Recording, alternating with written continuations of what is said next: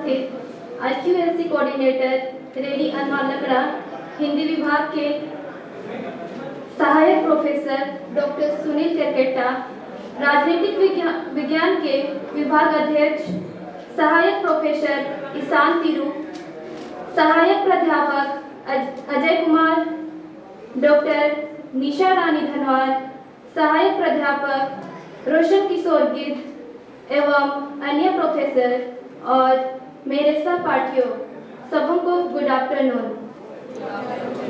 मैं स्नेहा डुमडुम, विभाग हिंदी की छात्र। आज हम यहाँ अंबेडकर जयंती मना रहे हैं। इस अवसर पर मैं डॉक्टर भीमराव अंबेडकर से संबंधित अपना विचार प्रस्तुत करना चाहती हूँ।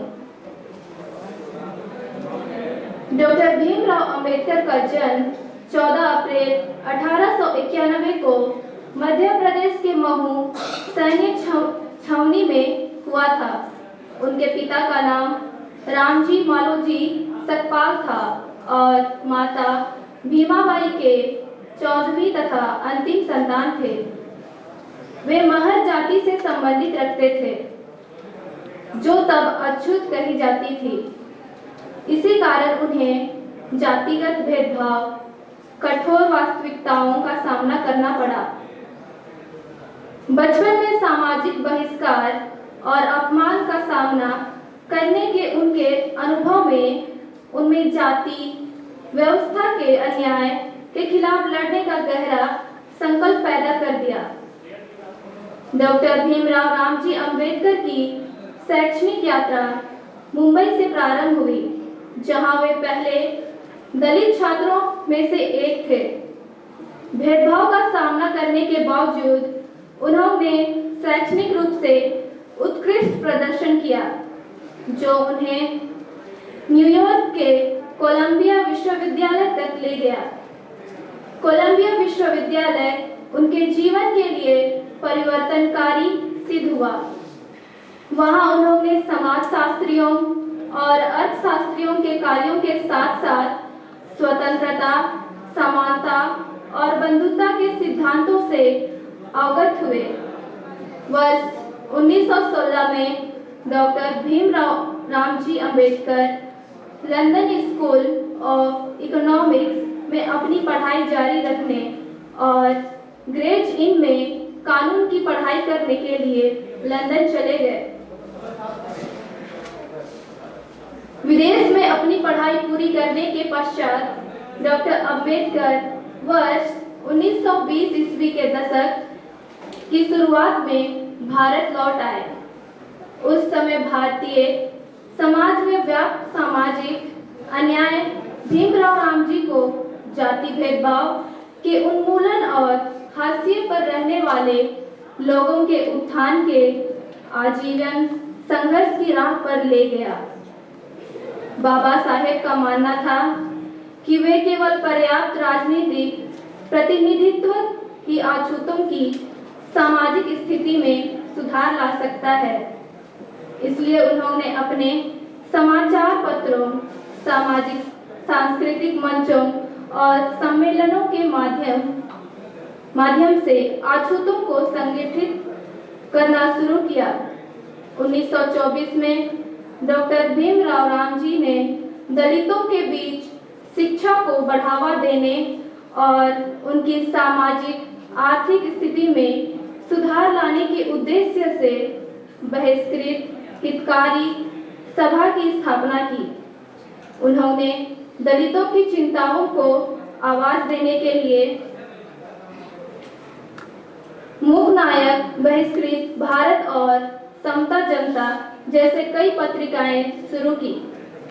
बाबा साहेब अम्बेडकर के नेतृत्व में किए गए प्रमुख सार्वजनिक कार्य में से एक 1927 का महाड़ सत्याग्रह था, जिसका उद्देश्य महाराष्ट्र के महाड़ में सामाजिक कुएं से जल का उपयोग करने के लिए दलितों के अधिकार को स्थापित करना था। इसी तरह 1930 के कलाराम मंदिर आंदोलन का उद्देश्य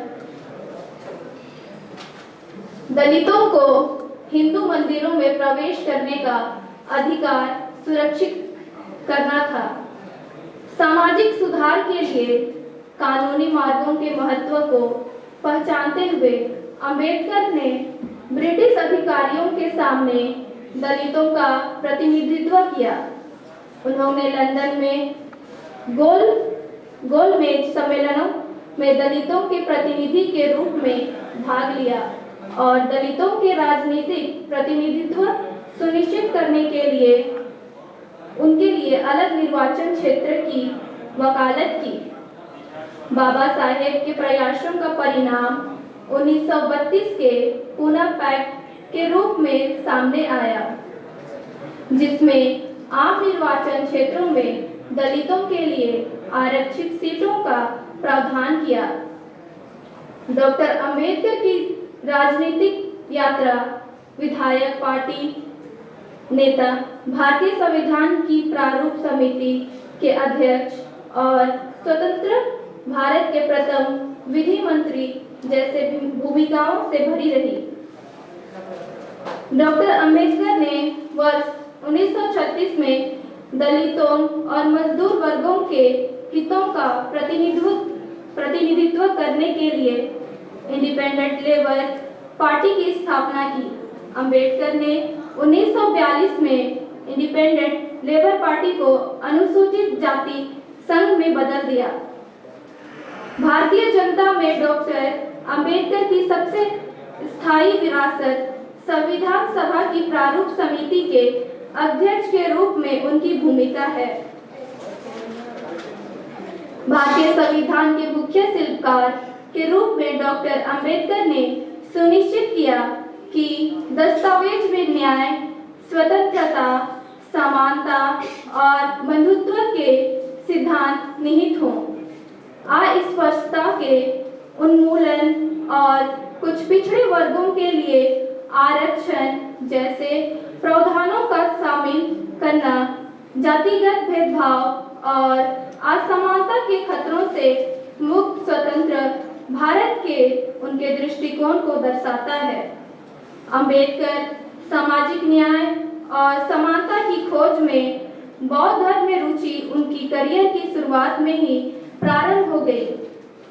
1935 में नासिक में आयोजित एक प्रांतीय सम्मेलन में उन्होंने पहली बार सार्वजनिक रूप से घोषणा की कि मैं हिंदू धर्म में पैदा हुआ, लेकिन मैं हिंदू के रूप में नहीं मरूंगा। 14 अक्टूबर 1956 को अंबेडकर ने नागपुर में आयोजित एक विशाल सार्वजनिक समारोह में औपचारिक रूप से बौद्ध धर्म अपना लिया। उनका निधन 6 दिसंबर 1956 में हुआ। उनके त्याग, संयम, सहनशीलता, गंभीर राष्ट्र सेवा और उत्थान कार्यों को सत सत नमन। आदम्य साहस था बाबा साहेब में। उनके इस साहस को नमन है, प्रणाम है। धन्यवाद।